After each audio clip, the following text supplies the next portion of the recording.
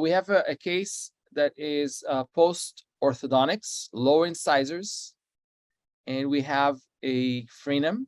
Okay, so a young post-orthodontic patient, so teenager, with multiple lower incisors, tissue grafting, oral surgery. What should be done here?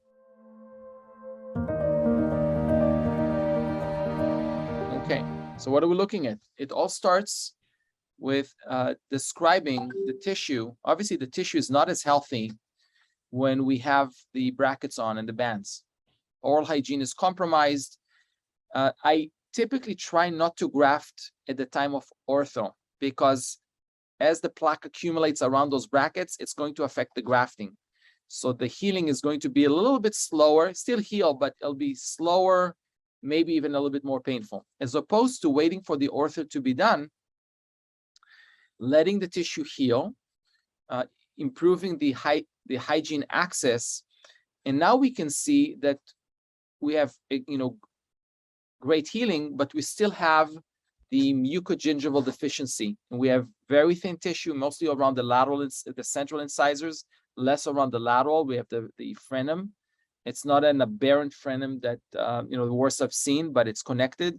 So my recommendation is a free gingival graft. For the very least, for the central incisors, and if possible, I would even extend it to the lateral. That will take care of the frenum.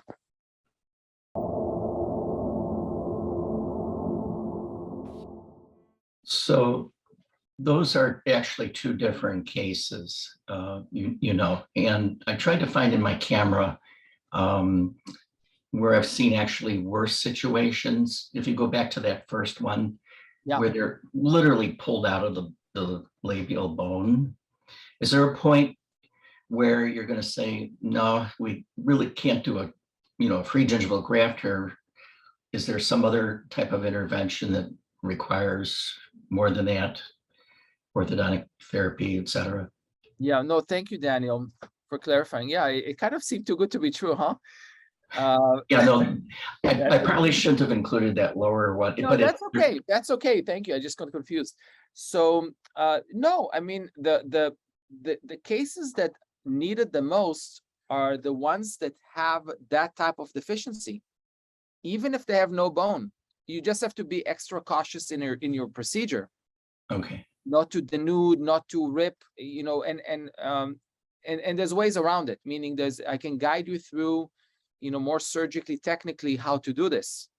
But the standard of care is to do a free gingival graft after the braces are off. Now, occasionally, I would see during ortho, and I like to assess those patients during ortho at least every 3 to 6 months for a 5-minute visit, inspect, make sure nothing is ripping open and they don't develop an abscess, because then I know I need to intervene during ortho. But I try to nurse it along.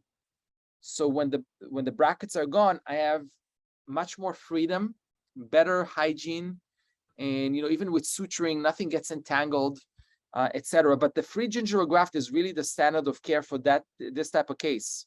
Okay. I've seen cases that are actually worse during ortho, where they're really pulled out, even the canines. Is there a point where something else needs to be done? Yeah. Well, the intervention with the graft. So Daniel, the one way to check is not just to see that they're pulled out. Grab the lip and pull it outwards and side to side, and then while you do it, take a look at the free gingival margin. If you see the free gingival margin pulling away from the tooth, that means that there's a risk of infection. That would prompt us to intervene sooner than later. Sometimes even terrible situations where there's very little bone, no bone, denuded surfaces, they're actually stable because the tissue is pretty firm. Okay. And it's not that much of a pull. And I confirm again, it's called the frenum test, but it's actually a mucosal test. And that allows you to see what's the risk factor. You mostly speak to the mom, because the moms are worried, and the mom are like, can we do the graft? I don't want my son to lose, or son or daughter lose their teeth. Like, guys, no worries. I'm going to see him or her during the ortho.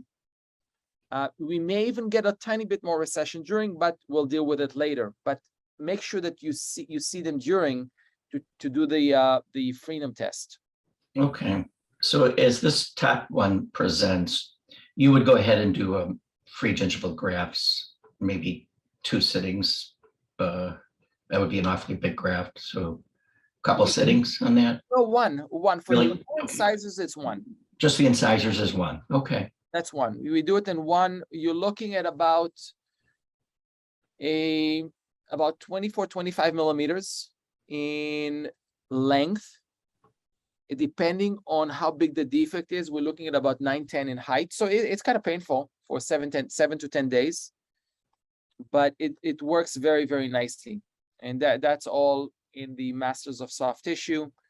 I don't recommend, if you're starting out, don't start with a worst mucogingival defect ever. But there are a lot of indications that I can, walk you through the actual technique and some of the pitfalls that you can expect. Okay. Thank you. You're welcome. Thank you for participating in the coaching show, Daniel. Great to have you. I don't recommend, if you're starting out, don't start with a worst